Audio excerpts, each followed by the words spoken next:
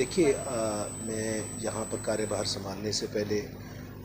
ज़िला कांगड़ा में भी ज़िला स्वास्थ्य अधिकारी के रूप में 2015 से लेकर 2019 सितंबर तक कार्यरत रहा। 2015 से पहले मैं राज्य कार्यक्रम अधिकारी राष्ट्रीय स्वास्थ्य मिशन में लगभग 5 साल तक कार्यरत रहा। 2019 के बाद मैं लगभग 1.5 वर्ष तक मुख्य चिकित्सा अधिकारी चंबा के रूप में कार्य किया। कोविड की सेकेंड वेव के दौरान मेरे आदेश यहाँ वरिष्ठ चिकित्सा अधीक्षक क्षेत्रीय चिकित्सालय धर्मशाला में हुए और तब से लेकर अब तक मैं चिकित्सा अधीक्षक क्षेत्रीय चिकित्सालय के रूप में कार्यभार संभाल रहा था। और आज सरकार के आदेशों के अनुसार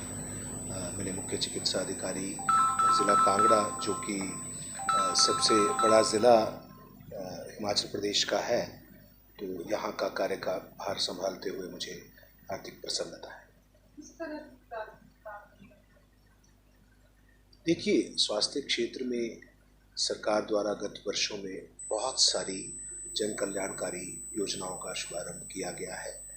और मैं समझता हूँ कि उनका कार्यान्वयन भी किया जा रहा है सुचारू रूप से। मगर मुझे लगता है कि इन कार्यक्रमों की धरातल पर जो मॉनिटरिंग है और सुपरविजन है, उसमें ज़रूर थोड़ी कमी रहती है। और मेरी पहली प्राथमिकता जो कार्यक्रम चल रहे हैं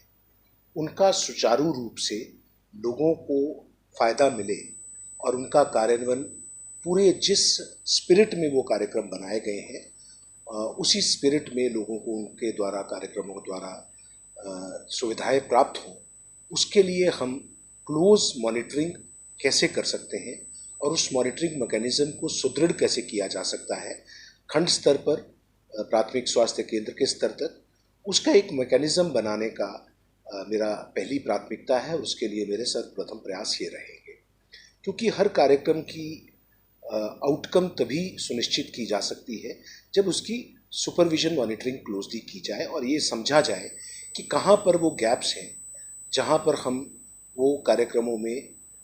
अच्छे तरह से परफॉर्म नहीं कर पा रहे हैं, ताकि उन एरियाज़ पे हम अधिक फोकस कर पाएँ। दूसरी प्राथमिकता मैं समझता हूँ कि हमारी ये है कि स्वास्थ्य सुविधाएं तो हम हर क्षेत्र में दे रहे हैं, मगर उनमें गुणवत्ता सुनिश्चित करना, जो भी हमारे द्वारा, चाहे वो कोई सर्विस की गुणवत्ता है, चाहे दवाई की गुणवत्ता है, चाहे टेस्ट जो डायग्नोस्टिक हैं उसमें गुणवत्ता सुनिश्चित किया जाना, तो हमारी कार्य प्रणाली में वो क्वालिटी जो है वो इम्बाइब्ड होनी चाहिए, वो एक सामान्य प्रक्रिया का अभिन्न अंग होनी चाहिए। तो अच्छी स्वास्थ्य सेवाएं लोगों के जितना घर के पास तक हो सकती हैं और जितनी कम दर पर या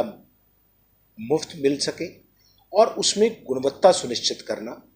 सरकार की भी प्राथमिकता है और इसलिए मेरी भी प्राथमिकताओं में एज ज़िला के स्वास्थ्य प्रमुख के रूप में रहेगी। तीसरी जो प्राथमिकता मेरी मुझे लगता है जो जिसमें कार्य करने की आवश्यकता है वो है कि बहुत बार क्योंकि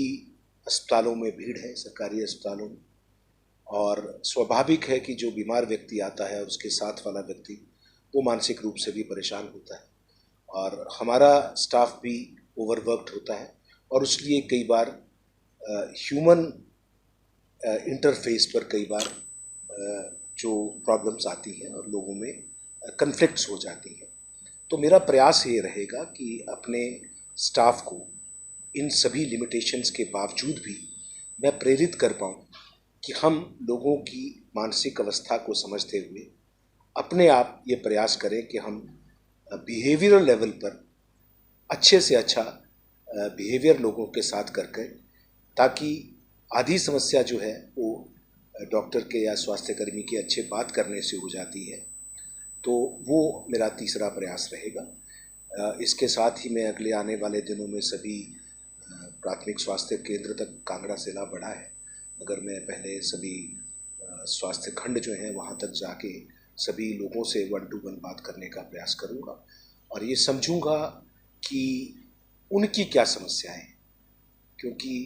हेल्थ सिस्टम में भी प्रॉब्लम्स हैं। कई जगह ह्यूमन रिसोर्स का अवेलेबिलिटी की, नॉन अवेलेबिलिटी की इशू है, जिसकी वजह से लोगों के ऊपर बहुत प्रेशर है। कई जगह इंफ्रास्ट्रक्चर में दिक्कत है। जो कुछ चीज़ें ऐसी हैं जो ओवरनाइट बदली नहीं जा सकती, मगर बहुत सारी चीज़ें हैं जो कुछ प्रोसेसेस को, प्रक्रियाओं को इम्प्रूव करके जिनमें गुंजाइश है कि उन चीज़ों को सुधारा जा सके। तो ये कुछ की एरियाज़ हैं जहाँ मेरा कोशिश